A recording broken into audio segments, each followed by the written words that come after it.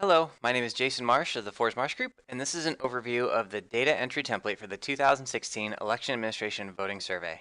I am actually splitting this particular training into two, one for the form view and one for the worksheet view. This first session will be about the form view on the data entry template. You'll be using this data entry template to supply the information that the Election Assistance Commission has requested about the 2016 election cycle.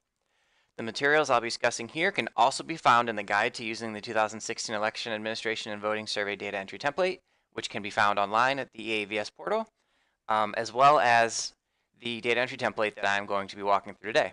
So please, before you get started on this video, make sure that you have gone to the EAVS portal and you have downloaded the data entry template and you've downloaded the data entry template guide so that you can follow along with that as we go. So, as I mentioned, you should have downloaded the file to your desktop at this point. I have it on my desktop just because it's an easy, safe place for me to remember where it is. You should save it to a local folder. So I'm going to open this. Since you did download it from the internet, it's going to ask you to enable editing first. It just is a protection in case you're downloading files from the internet that you're not familiar with who they're coming from. So please enable editing. And it'll go through the process of reopening itself as a local file.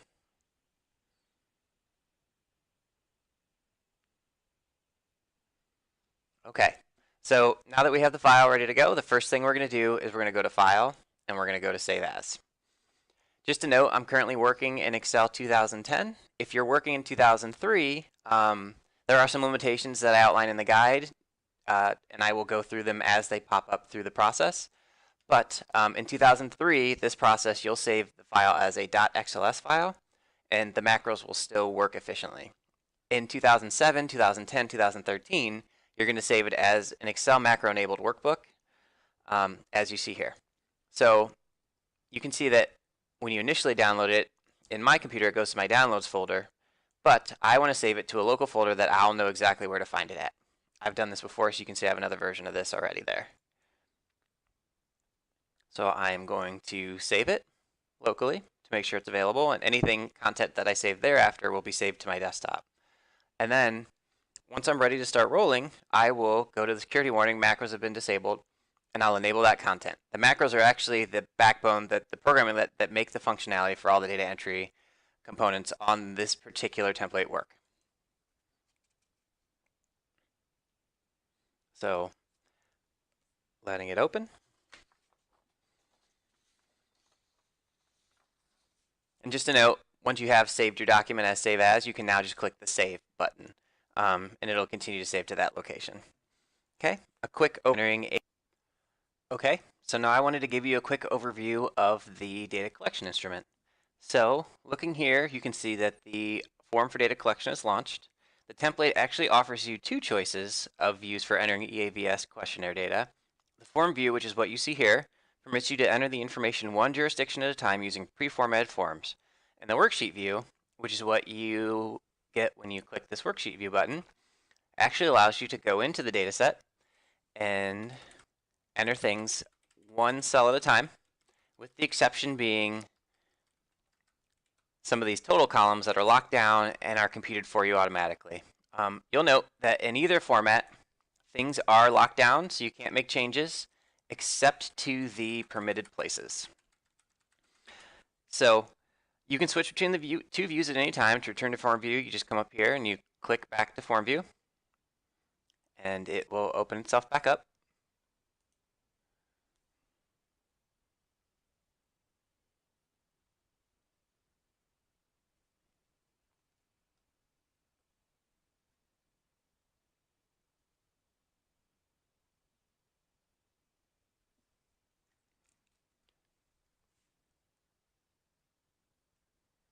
And once you're back here, just a few highlights to note. Both views permit extensive error checking. The templates check for over 100 possible errors in the information you enter for each jurisdiction. There's the ability to mark errors as being not errors. We understand that the template has been set up and established for the most common rules that apply across all of the different states, but those may not directly apply to your state. So for a specific jurisdiction, a response may actually be correct, and it could be marked as incorrect. When working in Formview, the template permits you to mark such items as not an error, and I will show you how to do that in just a second. Pre-populated jurisdictions. The template, as you can see here to the left, has pre-populated all of your jurisdictions that require information for the EAC questionnaire. If you find that we made a mistake in the jurisdiction list built into your template, contact us before starting and we'll update the list for you as quickly as possible. And then formulas built in to calculate item totals. There are some survey questions that are calculated by finding the sum of certain ranges of values. We have built in formulas in both Form and Worksheet View to calculate these totals automatically. As a result, you won't need to manually calculate the sum of A5B through A5L. The sum will automatically be entered into A5 total.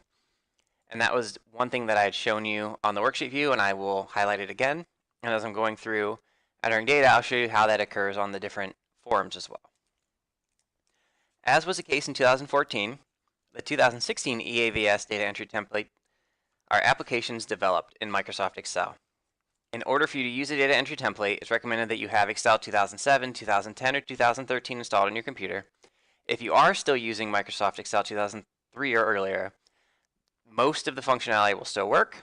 And as we're going through the different sections, I will highlight the one place that really doesn't work in Excel 2003 because of some restrictions on the number of columns that can be available within a single worksheet. But as I said, I'm working in Excel 2010, but this should be a very similar process for you in any version except for 2003. Compatibility checker. For those of you working in Excel 2007, 2010, or 2013, you'll see a message after saving the file asking about compatibility. The message is expected. It's not an issue. It will not prevent you from working with the template. Just click continue to move past this warning. You can also uncheck the check compatibility when saving this workbook box to prevent this message from appearing again when saving the file in the future.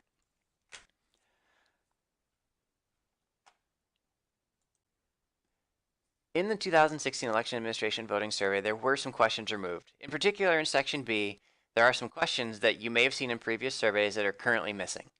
Going into Section B, got to select a county. You can see it's set up just like Section A, going through the tabs.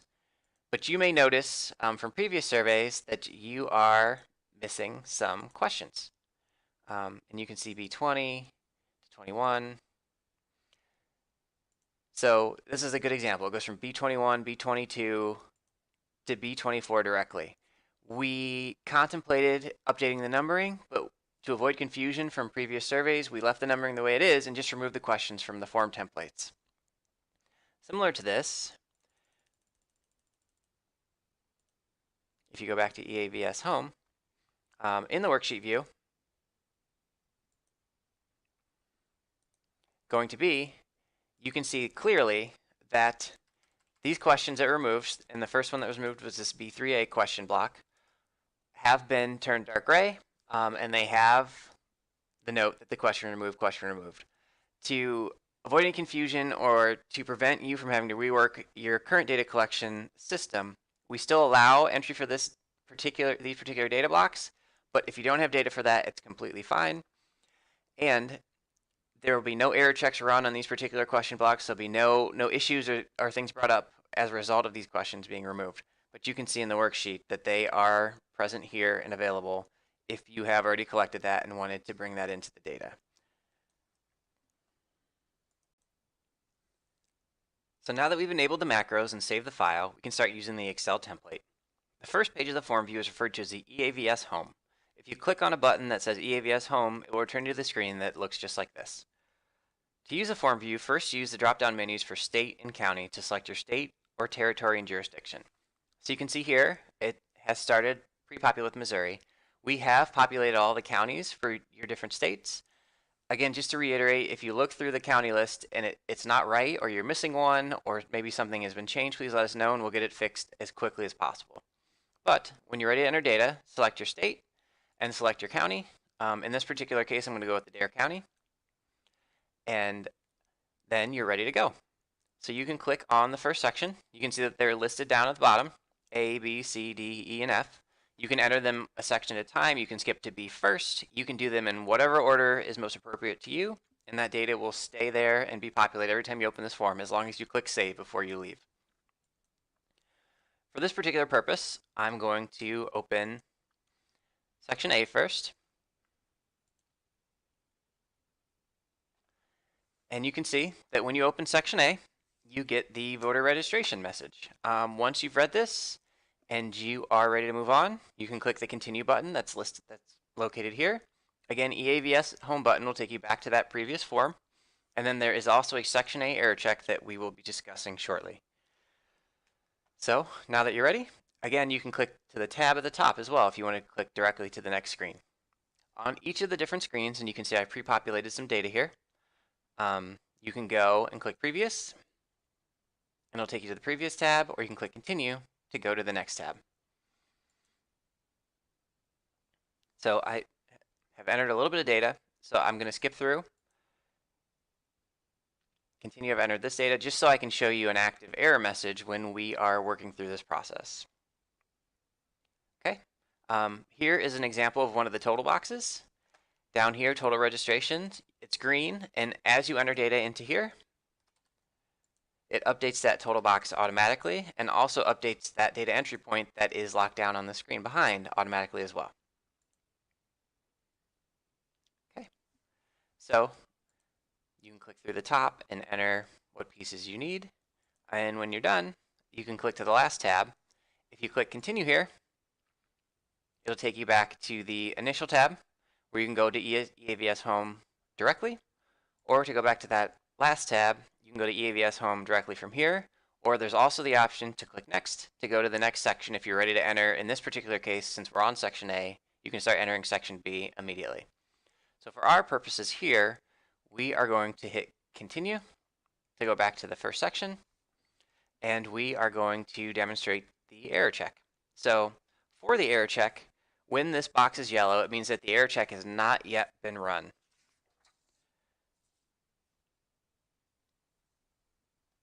So we're going to run it here quickly. You can see that once you run it, if there are any errors available, it will pop them up here.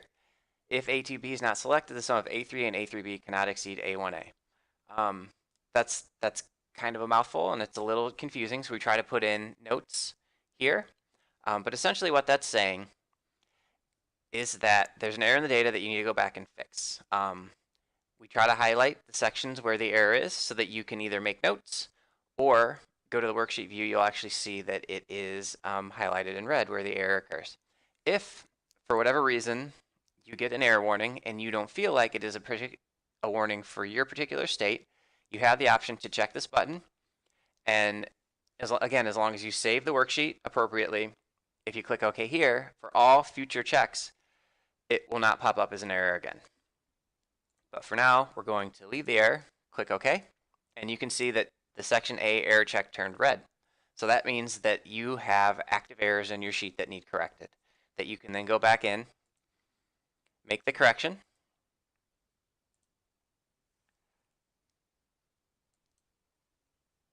and run the error check again.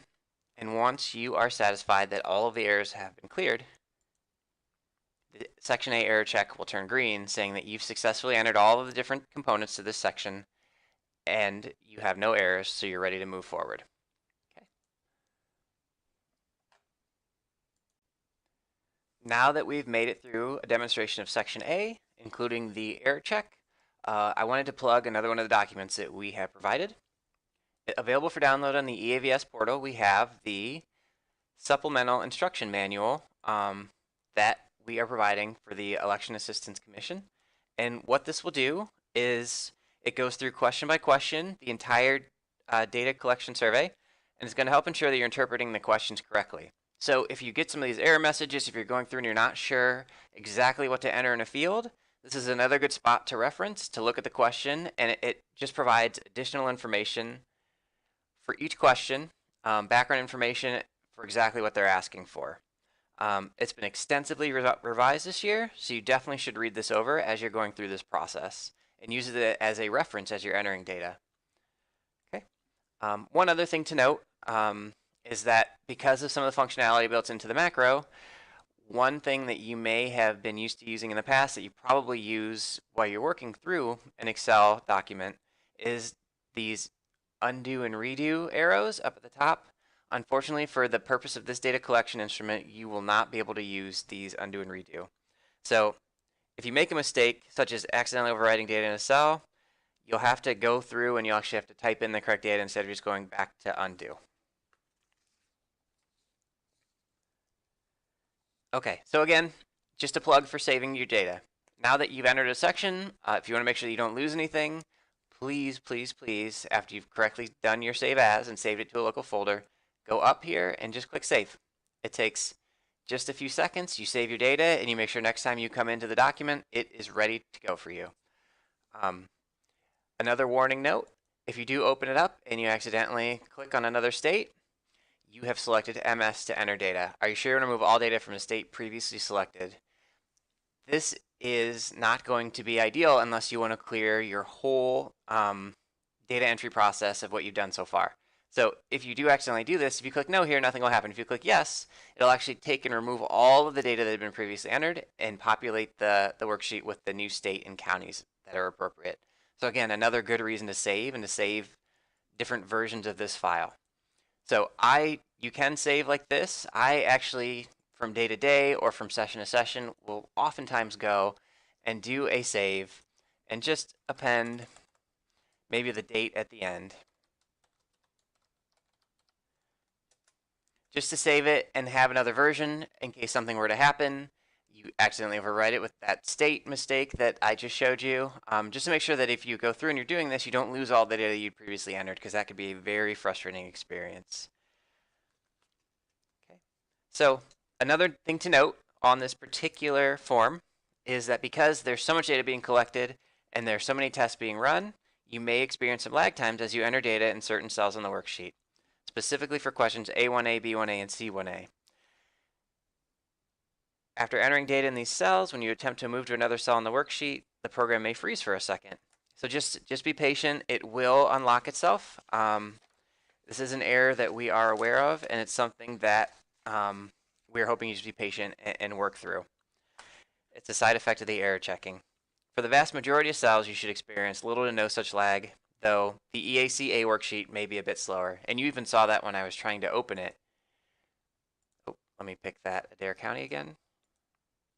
There's just time to process. It's not as rapid as you may expect in a typical Excel environment. Okay. So the first type of checking in section, the first type of error check is that section error check that I showed you for your jurisdiction.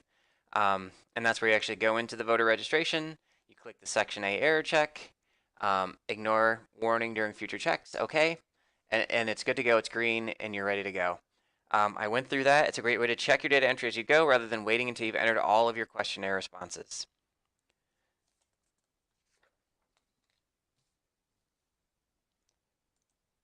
So going back to EBS Home, you can then skip to the second check, the state error check. So at this level, again, it's yellow. You can click it, and this one will take a little bit longer to process. It'll come up with this warning, which is expected. The optional update the error check on all spreadsheets. The process will take between 2 and 5 minutes to complete. If you'd still like to continue the process, please select the OK button below. So this is just a warning. I don't believe it typically takes 2 minutes, but it does take a little bit of time to go through all of the different checks that are available.